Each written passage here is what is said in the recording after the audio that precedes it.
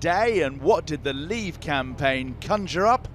A poster launch in a Manchester car park so deserted, we TV crews were left filming each other. Quitting the EU, two Labour MPs claimed, would give us heaps more cash. Gisela Stewart, isn't this poster utterly dishonest in that you're implying if you vote to leave the EU, the NHS gets another 350 million a week? What I'm saying is that the NHS could get £350 million. That's not what the poster says. Well, this is about the fact that at the moment we are spending significant amounts of money, £350 million a week, which goes to Brussels, over which we then have no decision how it's spent. And I want it to be decided here where that money goes on. And if I had my say, I would put it on the NHS. Down in London, Labour's last Chancellor, Alistair Darling, tried to refute that with a warning rather similar to that he delivered in the Scottish referendum.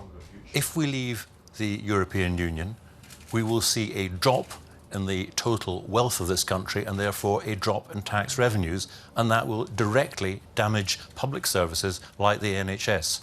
Leaving Europe would be bad for the NHS because it would hit funding. On the possible threat to incomes and jobs, he gave a strikingly strong defence of immigration from the EU. Many studies show the only way of reducing these risks is to continue with current levels of immigration from the European Union, the very thing that the Leave campaign has set themselves against.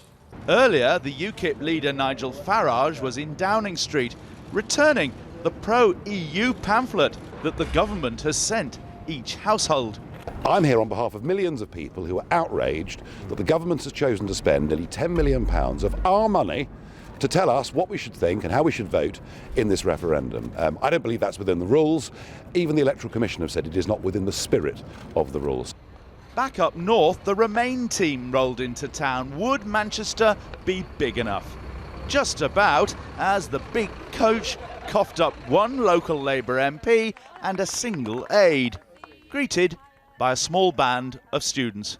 The question in places like this is whether Labour voters will be put off by their party teaming up with a Conservative Prime Minister. If you go around campaigning with David Cameron, people see you and David Cameron in bed together, Labour voters are going to be a bit confused. Well, look, you're never going to see me and David Cameron in bed together, I can assure you of that. But no, we're here today, we're in my constituency, we're in this great city of Manchester, and we are talking about why the future is brighter in Europe. It's brighter for these young people here, it's brighter for a city like Manchester, and that's what today is all about. It was all a touch drab, but then through the crowds at Piccadilly Station came a familiar dishevelled blonde, only to be ambushed by a stag party. Brexit. Yeah, Brexit done right, yeah. Brexit all the way, absolutely.